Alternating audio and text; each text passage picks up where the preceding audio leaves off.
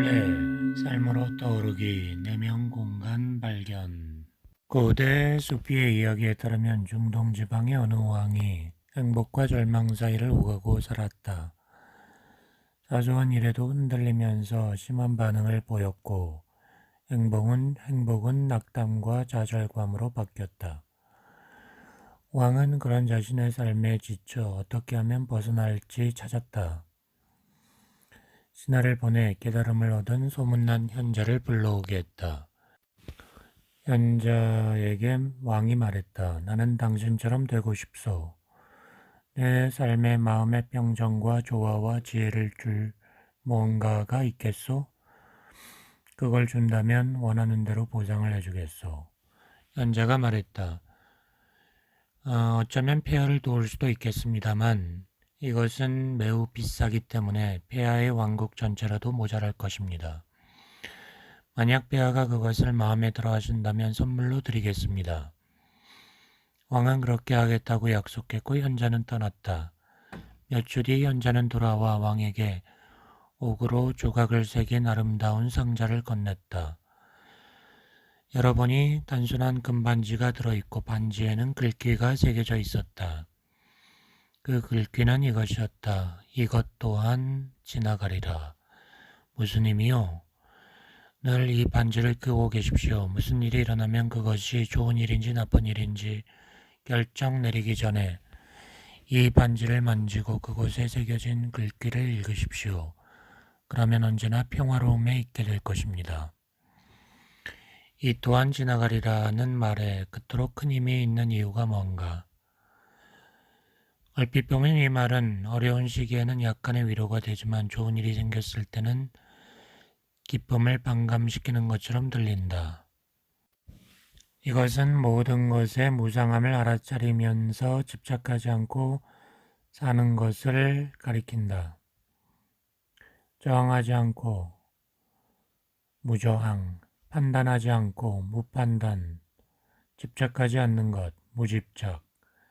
이 세 가지는 진정한 자유와 깨달음의 세 가지 측면이다. 무저항, 무판단, 무집착. 반지에 새겨진 글귀는 삶의 좋은 것들을 즐거워해서는 안 된다는 말이 아니다. 고통의 시기에 약간의 위안을 주려는 것도 아니다. 모든 상황의 덧없음을 자각하라는 말이다.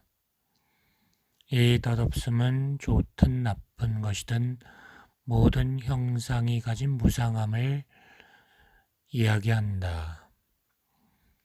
모든 형상이 무상함을 알아차리면 형상에 대한 집착도 줄어든다. 집착하지 않는 것은 세상이 제공하는 좋은 것들을 즐기지 말라는 게 아니다.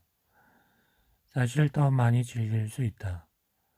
모든 게 무상하고 변함을 안다면, 받아들인다면 즐거운 것을 잃게 되지 않을까 하는 걱정 없이 즐길 수 있다. 집착하지 않는 사람은 삶에 일어나는 일들의 가치는 대신 모든 것을 내려다보는 높은 시점을 갖게 된다. 광대한 우주 공간에 둘러싸인 지구 행성을 보며 지구는 하나의 행성에 지나지 않는다는 그러면서도 매우 소중하다는 역설적인 진리를 깨닫는 우주 비행사와 마찬가지로 말이다. 이것 또한 지나가리라는 알은 무집착과 연결되고 무집착에 의해 삶의 새로운 차원을 열게 된다. 즉 내적 공간을 열어주게 된다. 집착하지 않고 판단하지 않고 내면의 저항을 멈춤으로써 그 차원에 다가갈 수 있다. 형상과 더 이상 완전히 동일화되지 않을 때 진정한 당신인 의식은 자유롭게 풀려난다. 이 자유는 내적 공간의 등장이다. 좋지 않은 일이 일어나는 것처럼 보일 때조차 이 공간은 깊은 곳에 있는 하나의 고요로 다가온다. 겉으로 보기에 좋지 않은 상황에 처할 때도 고요와 평화가 거기 있다. 이것 또한 지나가리라. 일어나는 사건들 주위에 갑자기 공간이 생겨나게 된다. 또한 오르내리는 감정 주위에도 공간이 생긴다. 고통 주위에도 공간이 생긴다. 무엇보다도 당신의 생각 주변에 공간이 생긴다. 그 공간으로부터 세상의 것이 아닌 평화가 발산된다. 왜냐하면 이 세상은 형상이고 그 평화는 공간이기 때문이다. 이것이 신의 평화이다.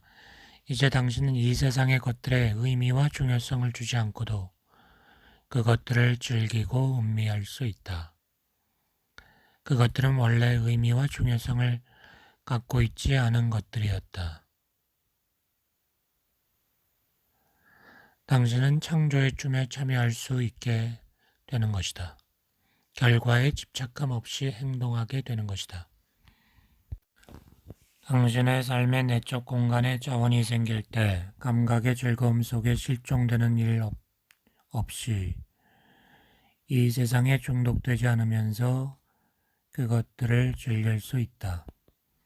이것 또한 지나가리라 라는 말은 실체를 가리키는 표지판이다. 모든 영상의 무상함을 가리킴으로써 영원을 암시해 보인다. 당신 내면의 영원성, 그것만이 무상함을 무상함으로 인식할 수 있다. 내적 공간의 자원을 잃어버리거나 잘 알지 못하면 세상 속의 일들이 중요하다고 생각하고 그래서 실제로는 그렇지 않은 심각성과 무게가 얹혀진다. 영상을 초월한 관점에서 보지 않으면 이 세상은 절망의 장소가 된다. 대상의식과 공간의식. 대부분의 사람들의 삶은 물질적인 것과 해야 할 일들, 생각해야 할 것 등의 일들로 가득하다. 사람들의 마음은 어지러운 생각으로 가득 차 있어 한 생각이 지나면 다음 생각이 밀려온다. 이것이 대상의식의 차원이고 많은 사람들에게 지배적인 현실이다. 인간의 삶이 엉망인 이유가 거기에 있다. 우리의 행성을 제정신으로 되돌리고 인류가 소명을 완수하기 위해서는 대상의식을 공간의식으로 바로잡아야 한다. 이 공간의식의 등장이 인류 진화의 다음 단계이다. 공간의식은 사물을 의식하는 방식, 언제나 감각, 지각, 생각, 감정의 순서로 진행되는 의식의 방식과 동시에 그 밑바탕에 알아차림이 존재하는 것을 의미한다. 이 알아차림은 대상을 의식할 뿐 아니라 자신이 의식하고 있음을 의식하는 것이다. 전면에서 일이 일어나고 있는 동안 그 배경에 내면에 깨어있는 고요를 감지한다면 바로 그것이다. 이 차원은 누구에게나 있지만 대부분의 사람들은 지각하지 못한다. 나는 때로 이것을 가리켜 이런 식으로 말한다. 당신은 자신의 현존을 느낄 수 있는가? 공간의식은 에고로부터의 자유를 의미할 뿐 아니라 세상의 일들, 물질주의, 물질성에 대한 의존으로부터의 자유이다. 그것만이 이 세상에 초월적이고 진정한 의미를 줄 수 있는 영적 차원이다. 어떤 사건과 사람과 상황 때문에 마음이 흔들릴 때 진정한 원인은 그 사건과 사람과 상황에 있는 것이 아니다. 오직 공간만이 줄 수 있는 진정한 시각을 잃었기 때문이다. 그때 당신은 대상의식에 갇혀 시간을 초월한 의식 자체인 내적 공간을 알아차리지 못하게 된다. 이것 또한 지나가리라를 하나의 방향 표지판으로 사용하면 다시 그 차원을 알아차릴 수 있게 된다. 또 한 가지 당신 안에 진리를 가리키는 표지판으로 다음의 문장이 있다. 나는 자신의 생각 때문에 결코 동요되지 않는다. 기적 수업. 생각 아래로의 추락, 생각 위로의 올라감. 몹시 피곤할 때 평소보다 더 평화롭고 덜 긴장되는 경우가 있다. 이것은 피곤함으로 인해 생각이 줄어들었기 때문에 마음이 만든 문제, 많은 자아를 기억하지 않기 때문이다. 그때 당신은 잠을 향해 움직여 간다. 고통체를 촉발시키는 계기가 되지 않는다면 술 등으로 긴장이 풀리고 근심이 없어지며 잠시 동안은 평소보다 더 생기 넘쳐 춤을 추게 될지도 모른다. 노래와 춤은 옛날부터 삶의 기쁨의 표현들이었다. 마음이라는 짐이 덜 무거워지기 때문에 당신은 순수한 있음의 기쁨을 경험할 수 있다. 하지만 거기에는 무의식이라는 대가가 따라온다. 생각들 위로 올라가는 것이 아니라 아래로 떨어질 수도 있다. 공간의식은 이러한 몽롱해지는 상태와는 관계가 없다. 공간의식과 몽롱해지는 상태는 둘 다 생각을 초월한 상태이다. 그러나 기본적인 차이는 공간의식은 위로 올라가는 데 반해 몽롱해지는 의식은 생각들 아래로 떨어진다는 것이다. 한쪽은 인간의식 진화의 다음 단계이고 다른 쪽은 수억 년 전에 벗어난 단계로의 퇴보이다. 텔레비전과 의식, 텔레비전 시청은 전 세계 수억 명이 좋아하는 여가 활동, 아니 비활동이다. 60세가 될 때까지 평균적으로 미국인들은 15년간 텔레비전을 본다. 많은 사람들이 텔레비전 시청이 긴장을 풀어준다는 것을 발견한다. 텔레비전 화면에 집중하는 시간이 길어질수록 사고 활동이 정지된다. 그런데 텔레비전 시청이 내적 공간을 가져다 주는가? 그럼으로써 이 순간에 존재할 수 있는가? 그렇지 않다. 당신의 마음은 오랜 시간 어떤 생각도 만들어내지 않을지 모르지만 그 대신 텔레비전 프로그램의 사고 활동과 연결된다. 텔레비전 속의 집단 무의식과 연결되어 그 생각을 생각한다. 생각을 만들어내지 않는다는 의미에서만 마음의 활동이 정지되어 있을 뿐이지 실제로는 텔레비전 화면으로부터 생각과 이미지를 흡수하게 된다. 이것은 최면 상태와 다르지 않다. 멍한 상태에서 수동적인 깨어있음이 이루어진다. 그래서 텔레비전이 여론 조작에 이용되는 것이다. 광고업자뿐 아니라 정치인과 여러 단체들은 텔레비전이 사람을 멍청하게 하는 수동 상태를 만들 수 있음을 알고 있으며 그 때문에 많은 돈을 지불하는 것이다.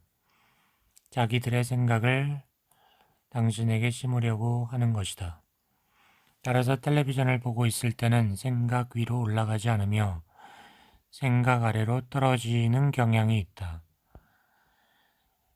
텔레비전은 술이나 마약 같은 종류가 되는 것이다. 어느 정도는 마음에서 해방시켜 주지만 의식의 상실이라는 대가를 치르지 않으면 안 된다.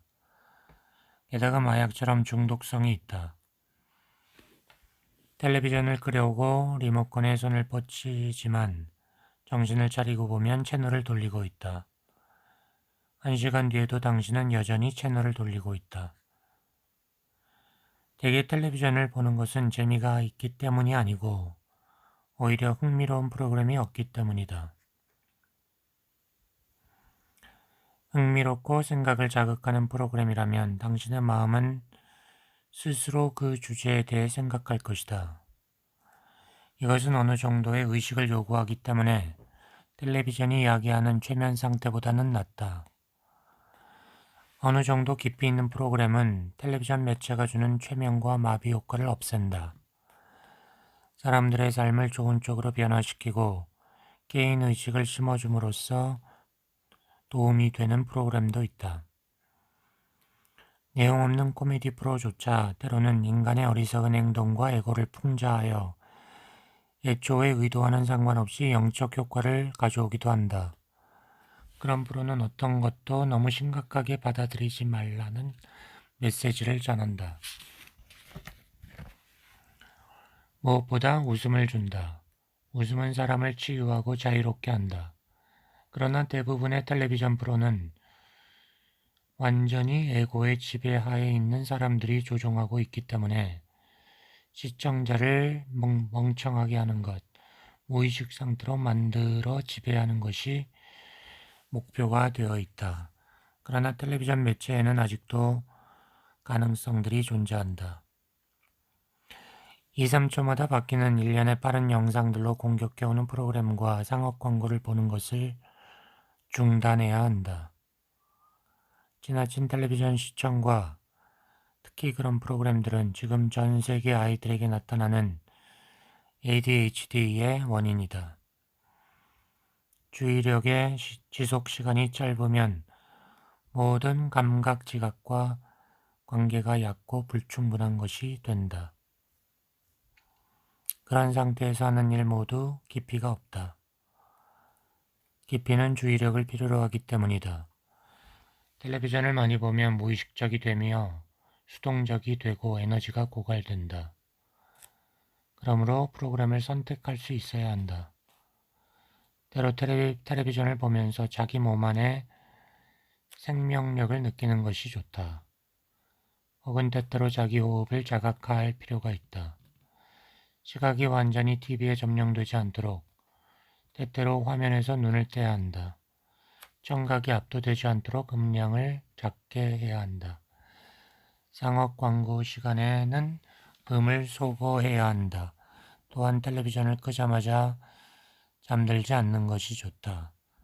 켜놓고 자는 것은 더 나쁘다. 내적 공간의 인식. 생각과 생각 사이의 빈 공간이 이미 자신의 삶 속에서 드문드문 일어나는데도 당신은 그것을 알지도 못할 것이다. 경험에 최면당하고 형상에만 동일화되도록 조건 지어진 의식, 즉 대상의식은 처음에는 그 공간을 못 알아차린다. 즉 언제나 다른 것에 관심을 가지기 때문에 스스로에 대해서는 모른다. 늘 형상에 사로잡혀 있는 것이다. 스스로를 알아차리는 것처럼 보일 때도 자기를 몸으로, 생각으로 보고 있기 때문에 당신이 알아차리는 대상은 참된 당신이 아니다. 내적 공간에 대한 이야기를 들으면 당신은 그것을 찾을 것이다. 하지만 물건을 찾듯이 찾기 때문에 발견을 못한다. 이것이 수행자들의 딜레마다. 그러므로 예수는 말했다. 하나님의 나라는 눈에 보이는 징표를 따라 임하는 것이 아니오. 여기 있다 저기 있다고도 말할 수도 없다. 하나님의 나라는 너희 안에 있다. 만약 낮 동안의 삶을 불만, 불안, 걱정, 우울, 절망, 그 밖에 부정적 상태로 보내지 않을 수 있다면 빗소리나 바람소리를 듣는 일 같은 일들을 즐길 수 있다면 하늘에 흘러가는 구름의 아름다움을 볼 수 있다면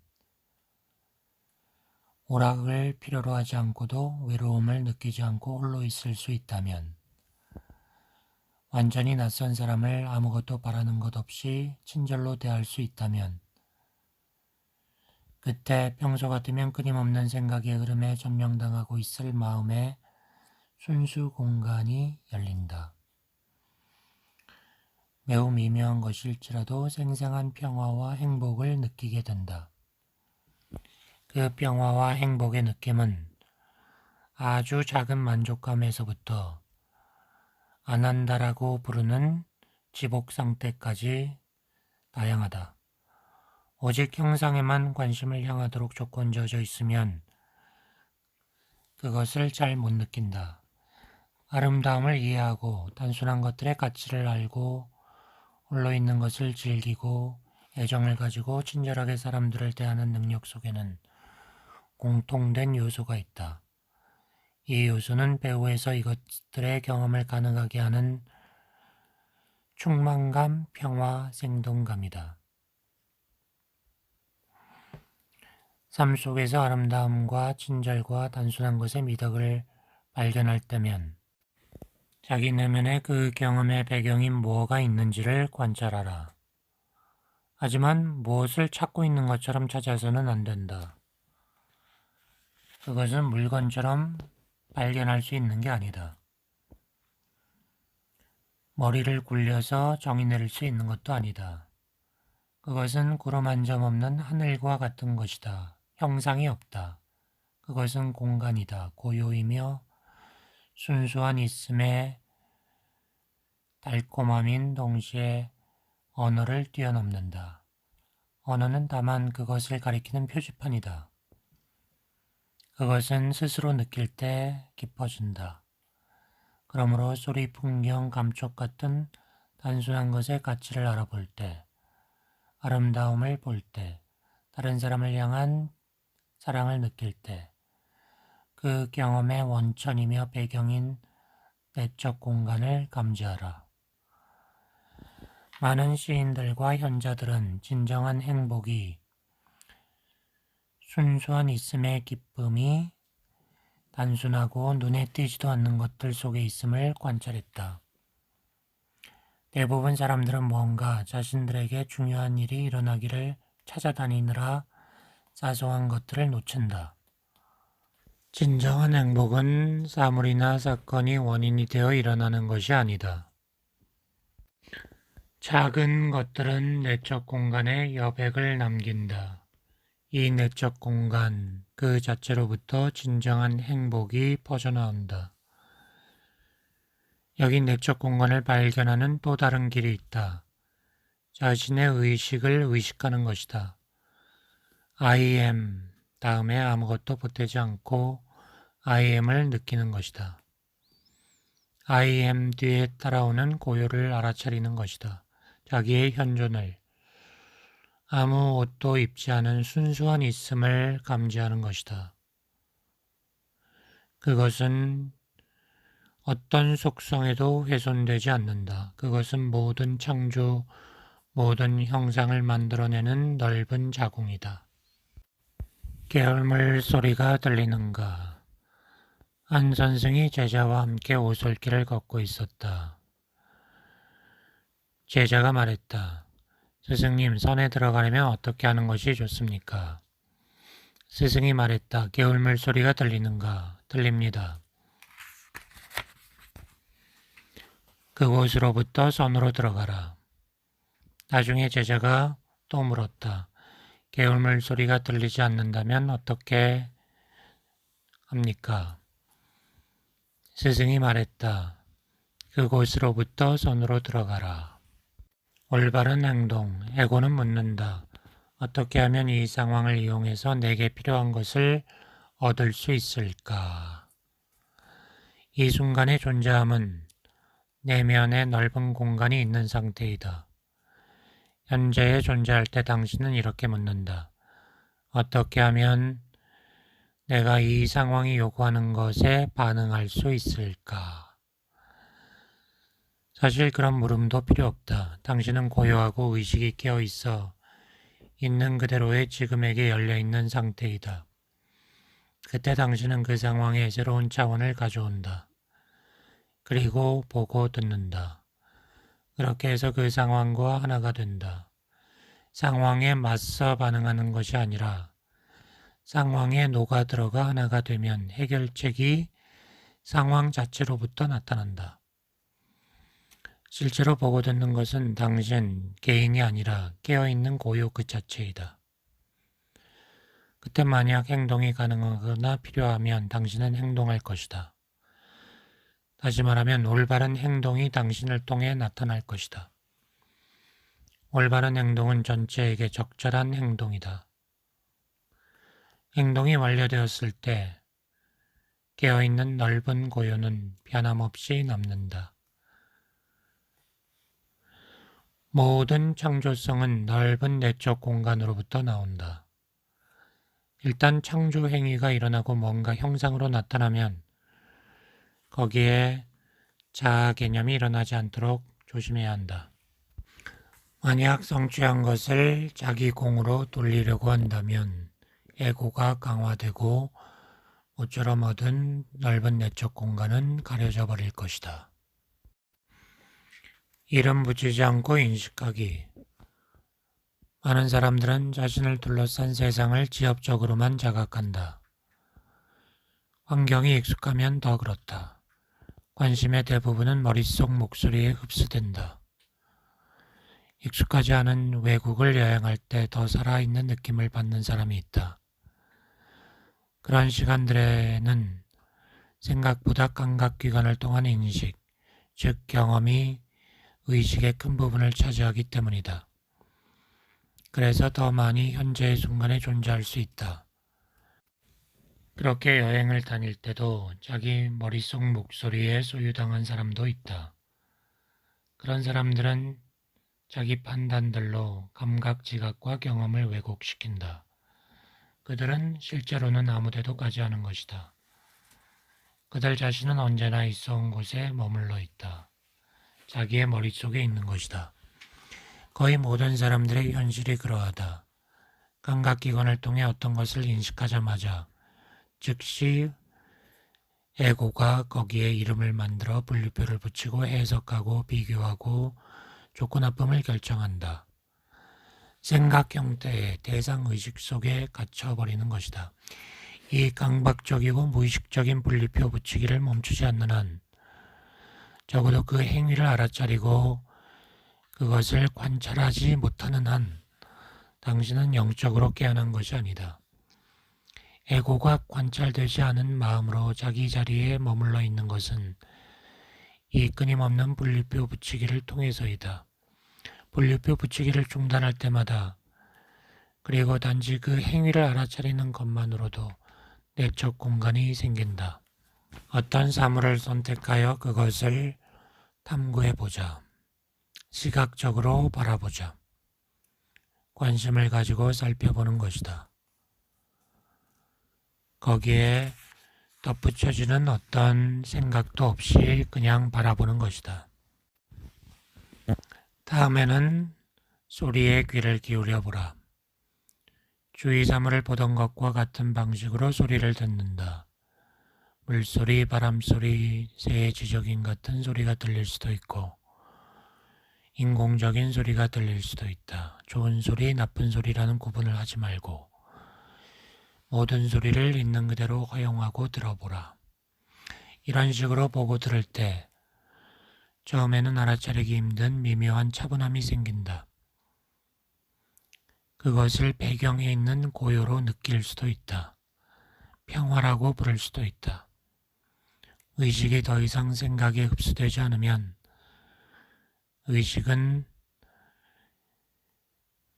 형상 없고 조건 지어지지 않은 본래의 상태 그대로 남는다. 이것이 내적 공간이다. 경험하는 자는 누구인가? 당신이 보고 듣고 맛보고 만지고 냄새 맡는 것은 물론 감각의 대상들이다. 그렇다면 경험하는 자는 누구인가? 나지 라고 대답한다면 그 나는 누구인가? 모든 경험에는 세 가지 구성 요소가 있다. 감각기관에 의한 인식, 생각 또는 정신적 이미지, 그리고 감정이 그것이다. 이름, 직업, 나이, 인간관계, 국적 이런 것들은 모두 생각들이며 따라서 그것들을 생각하는 순간 당신이 경험하는 일부이다. 이런 것들은 경험의 대상들이지 주체가 아니다. 그것들은 경험이지 경험하는 자가 아니다. 경험하는 자는 누구인가? 당신이다. 당신은 누구인가? 의식이다. 의식은 무엇인가?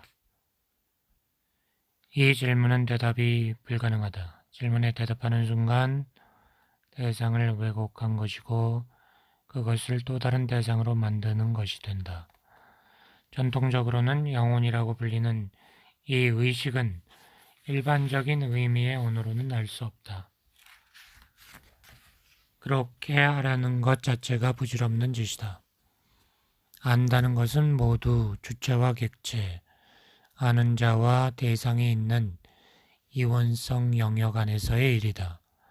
주체인 나, 그 아는 자 없이는 어떤 것도 알 수 없고 인식할 수 없으며 생각할 수 없지만 그 아는 자는 영원히 알 수 없는 것으로 남아 있어야만 한다. 왜냐하면 나에게는 형상이 없기 때문이다.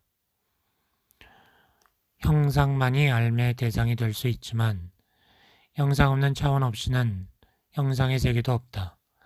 형상 없는 차원은 형상들의 세계가 나타났다가 사라지는 빛나는 공간이다.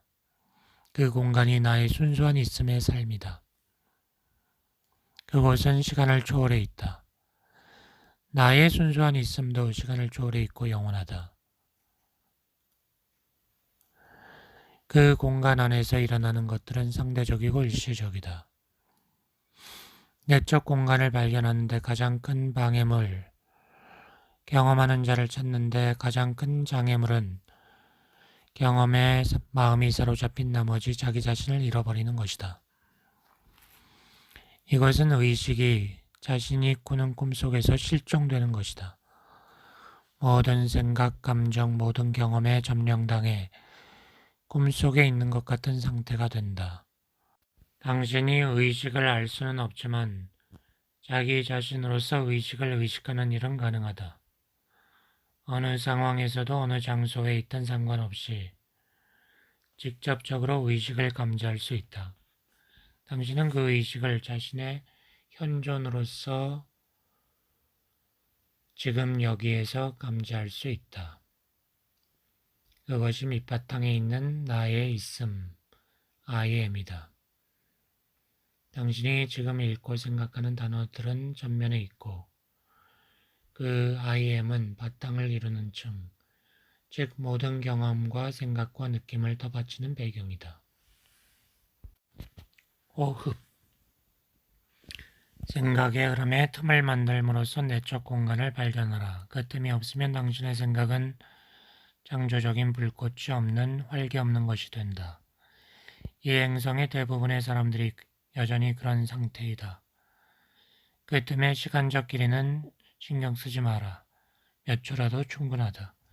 그 틈은 당신 쪽에서의 어떤 노력 없이도 길어질 것이다. 시간적 길이보다 중요한 것은 그 틈을 자주 가져오라는 것이다. 최근에 어떤 사람이 나에게 어떤 아슈람의 1년 행사 안내표를 보여주었다. 흥미있는 세미나와 프로그램들이 다양하게 있었지만 나는 이렇게 말할 수 있다. 이런 것들도 좋지만 기억할 것은 가능한 한 자주 기억날 때마다 자기의 호흡을 자각하는 수련을 하는 것이 여기 적힌 모든 과정에 참가하는 것보다 더 효과적일 수 있습니다. 그리고 숨쉬기는 무료입니다. 이것을 1년 동안 계속해 보십시오. 자기의 호흡을 자각하는 것은 생각으로부터 관심을 돌려 내적 공간을 만들어준다. 그것이 의식을 탄생시키는 한 방법이다. 비록 의식은 나타나지 않은 채 온전하게 당신 안에 있지만 우리는 의식을 이 차원 속으로 데려오기 위해 이곳에 있는 것이다. 자기의 호흡을 의식해보라. 호흡의 감촉에 주목하라. 공기가 움직이면서 몸 안으로 들어오고 나가는 것을 느껴라. 들숨 날숨과 더불어 배와 가슴이 팽창했다 수축하는 것을 느껴라. 한 번의 의식적인 호흡만으로도 그전까지 생각에서 생각으로 방해받지 않은 연속적인 흐름이 이어지던 자리에 공간을 만들게 된다. 한 번의 의식적인 호흡을 2~3번이라면 더욱 좋지만 하루에 가능한 한 여러 번 반복한다. 이것은 당신의 삶의 내적 공간을 만드는 좋은 방법이다. 설령 어떤 사람들이 하듯이 2시간 이상 호흡 명상을 할지라도 한 번의 호흡이 필요한 전부이다. 당신이 진정으로 알아차릴 수 있는 전부이다. 나머지는 기억과 기대이다. 생각이다. 사실 호흡은 당신이 하는 것이라기보다 일어나는 것이다. 당신은 그걸 관찰할 뿐이다. 호흡은 저절로 일어난다. 몸 안에 지성이 그 일을 하고 있는 것이다. 당신이 해야 하는 것은 그것이 일어나는 것을 지켜보는 것이다. 또한 호흡 사이에 짧은 멈춤을 주목하라. 특히 숨을 다 내쉬고 난 뒤 다시 들이쉬기 전에 고요한 지점을. 많은 사람들은 호흡이 비정상적으로 얕다. 호흡을 자각하면 할수록 호흡은 깊어진다. 호흡에는 형상이 없기 때문에 고대로부터 영혼, 즉 형상을 초월한 한 생명과 호흡은 동등시 되어 왔다. 숨을 듣다는 독일어 아트맨은 아트만이란 말에서 온 것이다. 호흡에는 형상이 없다는 사실도 호흡 알아차림이 삶의 공간을 만들어내는 효과적인 방법인 이유 중 하나이다. 호흡은 물체가 아니며 형태도 없기 때문에 명상 대상으로 좋다.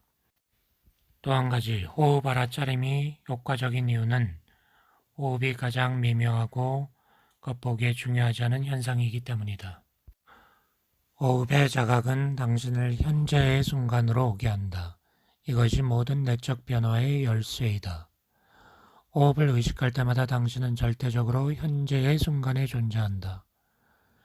또한 생각하는 동시에 호흡을 알아차릴 수 없음을 알게 될 것이다. 호흡에 의식을 집중하면 마음의 활동이 멈춘다.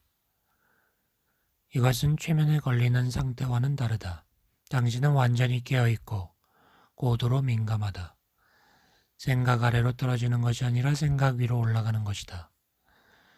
그리고 완전히 현재의 순간 속으로 들어오는 것과 의식의 이름 없이 생각을 멈추는 이 두 가지가 하나라는 것을 보게 될 것이다. 공간의식이 등장한 것이다. 중독. 오랫동안 지속되는 강박적 행동 패턴을 중독이라 한다. 중독은 하나의 실체에 준하는 존재, 하부적인 인격체, 주기적으로 당신을 차지해버리는 에너지장으로서 당신 내부에서 살아간다. 심지어 당신의 마음과 머릿속 목소리도 점령한다. 그러면 그것들은 중독의 목소리가 된다. 그 목소리는 이렇게 말할 것이다. 넌 오늘 힘든 하루를 보냈어. 즐길 필요가 있어. 그래서 만약 알아차림이 부족해 이 내면의 목소리와 동일화되면 어느새 냉장고를 열고 초콜릿 케이크를 먹고 있게 될 것이다. 경우에 따라서는 중독이 당신의 생각하는 마음을 앞질러서 담배나 술병을 손에 들고 있는 자신을 어느 순간 발견할 것이다.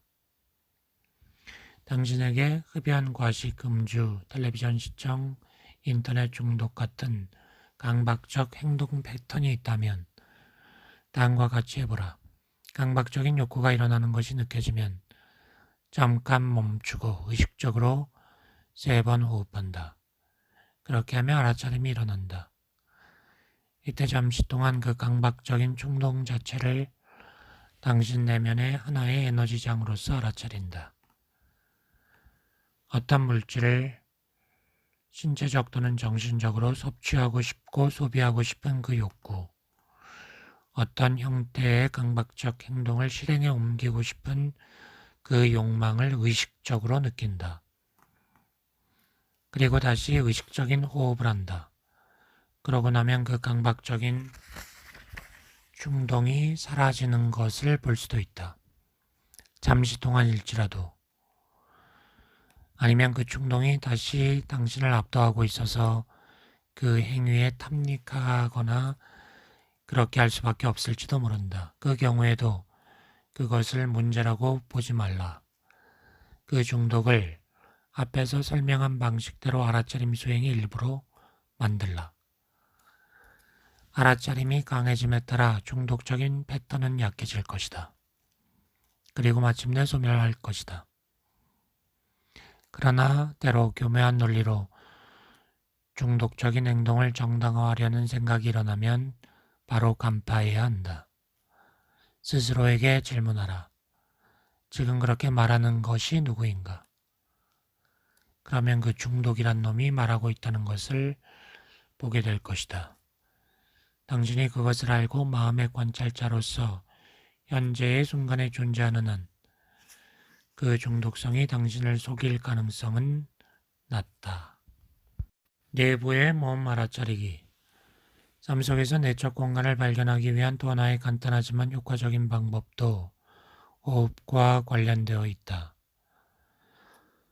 몸속으로 들어오고 나가는 공기의 흐름과 함께 가슴과 배의 부풀어 오름과 줄어듦을 느낌으로써 당신 내부의 몸도 알아차릴 수 있다.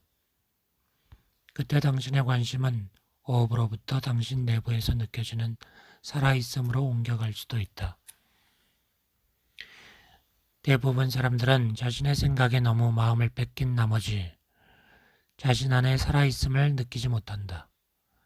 물질적인 신체의 생기를 불어넣는 그 생명, 자기 자신인 그 생명을 느낄 수 없다는 것은 가장 큰 박탈이다. 그때 당신은 내부의 자연스러운 행복 상태를 대체할 다른 것을 찾게 된다. 어떤 사람은 대체물을 찾아 마약에 취하기도 하고 과도한 성행위에 빠지기도 한다. 심지어 인간관계의 드라마도 진정으로 살아있는 느낌의 대체물로 이용된다. 마음 밑바닥에 있는 지속적인 불안감을 가리기 위해 가장 많이 매달리는 것이 남녀관계이다. 나를 행복하게 해줄 남자 혹은 여자이다.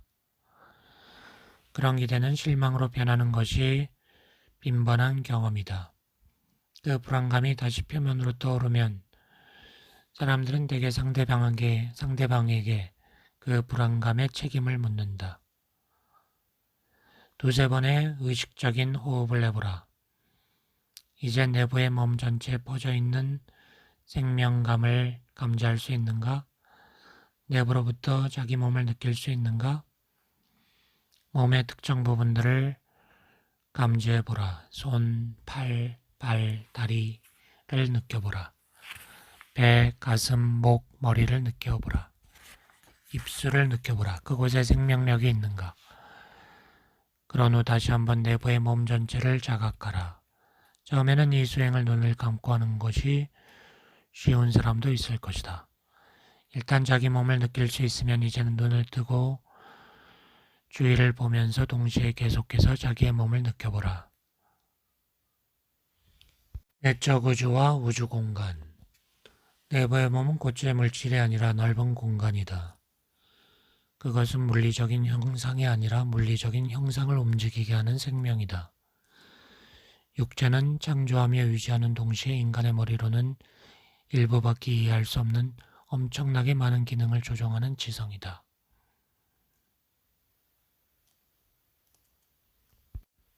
당신이 그것의 존재를 알아차릴 때 실제로는 지성 자체가 스스로를 알아차리는 것이다. 그것이 생명이다. 그것을 찾고 있는 의식이 바로 생명 자체이기 때문이다. 물리학자들이 밝혀냈듯 물질이 견고함을 가지고 있는 듯 보이는 것은 환상이다. 이 물질에는 육체도 포함된다. 우리는 육체를 하나의 형상으로 자각하고 형상으로 생각하지만 99%가 텅 빈 공간이다. 원자의 크기에 비하면 원자와 원자 사이의 공간이 얼마나 큰가. 각각의 원자 안에도 또 다른 넓은 공간이 있다. 육체는 진정한 자기 자신에 대한 오해에 지나지 않는다. 육체는 우주의 축소판인 소우주이다. 형상인 당신의 육체는 본질적으로는 형상이 없다. 그것은 내적 공간으로 들어가는 문이다. 비록 내적 공간은 형상을 가지고 있지 않지만 강렬하게 살아있다. 그 텅 빈 공간은 충만함으로 가득 찬 생명이다. 그곳으로부터 모든 것이 나타나는 숨은 원천이다. 그 원천이 신이다. 생각과 단어는 형상의 세계에 속한다. 그것들은 형상 없음을 표현하는 것이 불가능하다. 따라서 나는 나의 내부의 몸을 느낄 수 있다라는 말은 생각이 만들어낸 오해이다. 실제로 일어나는 것은 육체로 나타난 의식, 즉 나는 있다라고 하는 의식이 그 자신을 의식하는 것이다. I am이 I am을 의식하는 것이다. 진정한 자신과 일시적인 형상인 나를 혼동하지 않으면 그 무한하고 영원한 것, 즉 신의 차원이 나를 통해 스스로를 표현할 수 있다. 그리고 나를 인도할 수 있다. 또한 형상에 대한 의존으로부터 자유롭게 만들어줄 수 있다. 그러나 나는 이 형상이 아니다라고 머리로만 인식하는 것은 도움이 되지 않는다. 중요한 질문은 이것이다. 지금 이 순간 나는 나의 내적 공간의 존재를 감지할 수 있는가? 이 말의 진정한 의미는 이것이다. 나는 나 자신의 현존을, 나의 있음인 현존을 감지할 수 있는가? 아니면 다른 화살표를 통해서도 이 진리에 다가갈 수 있다. 물어보라. 나는 지금 이 순간 일어나고 있는 것뿐 아니라 지금 그 자체를 알아차리는가? 그 안에서 모든 것이 일어나는 시간을 초월한 살아있는 내적 공간인 그것을. 이 물음은 내부의 몸과는 어떤 관련이 없어 보이지만 지금의 공간을 알아차리게 되면 갑자기 내면에서 살아있음을 느끼게 될 것이다. 내부의 몸에 살아있음을, 순수한 있음의 기쁨이 고유하게 가진 그 살아있음을 느끼게 된다. 일상의 삶 속에서 가능한 한 자주 내부의 몸을 자각하라. 그럼으로써 공간을 창조하라. 누군가를 기다릴 때 잠시 멈추고 하늘을 보고 그것과 함께 자기 내면의 살아있음을 느껴라. 생각하고 느끼고 지각하고 경험할 때 의식은 형상 속으로 태어난다. 하나의 생각, 하나의 느낌, 하나의 감각, 지각, 하나의 경험으로 환생하는 것이다. 불교 신자들이 벗어나고자 희망하는 윤회의 순환이 끊임없이 일어나고 있다. 그것에서 벗어날 수 있는 것은 오로지 이 순간밖에 없다. 지금의 힘을 통과해야 한다. 지금이 취하는 형상을 완전히 수용함으로써 당신은 지금의 본질인 공간에 내적으로 맞춰진다. 받아들임을 통해 당신은 내적으로 공간이 넓어진다. 형상 대신 공간에 맞춰지는 것이다. 그것은 삶의 진정한 균형을 가져온다. 틈 알아차리기.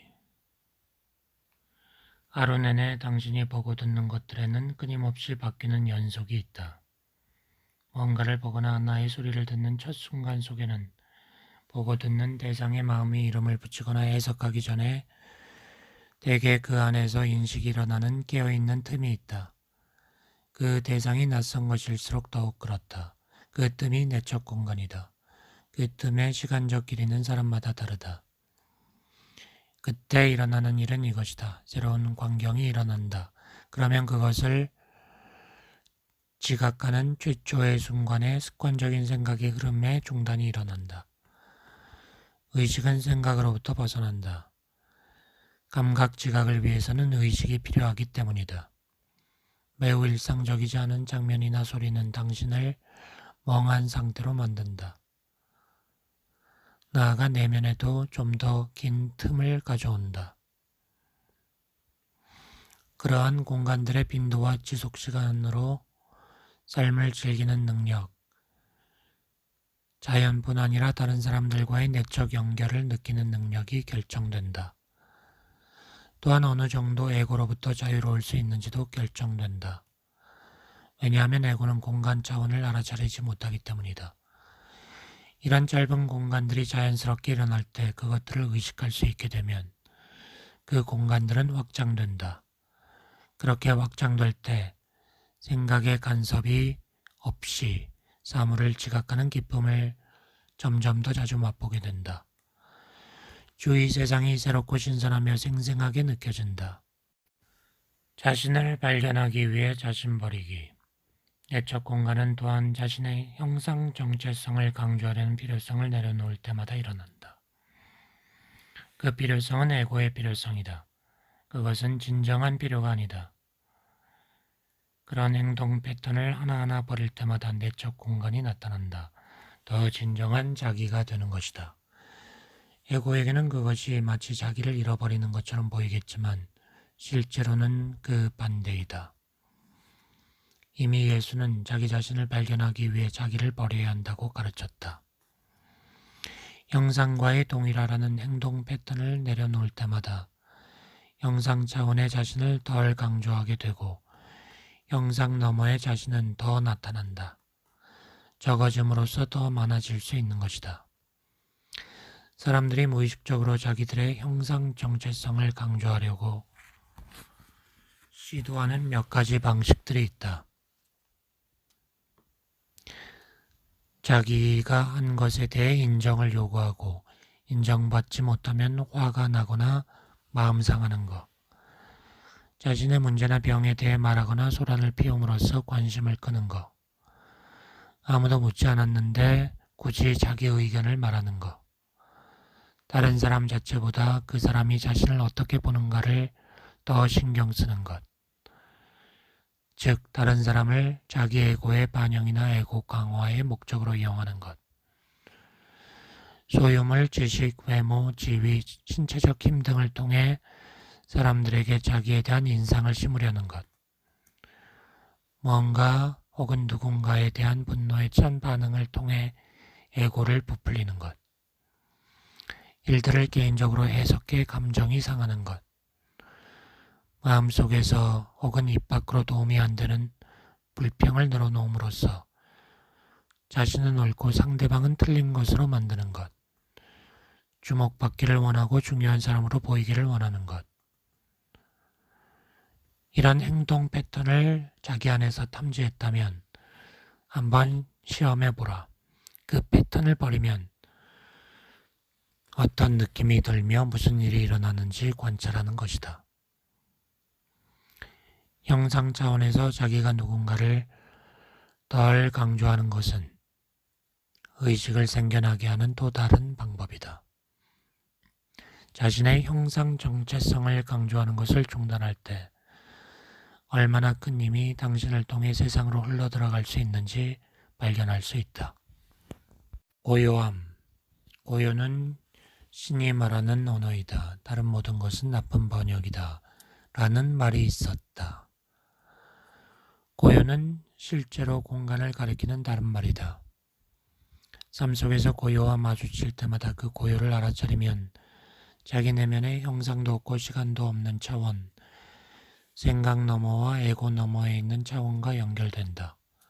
고요는 형태가 없다. 그렇기 때문에 생각을 통해서는 고요를 알 수 없다.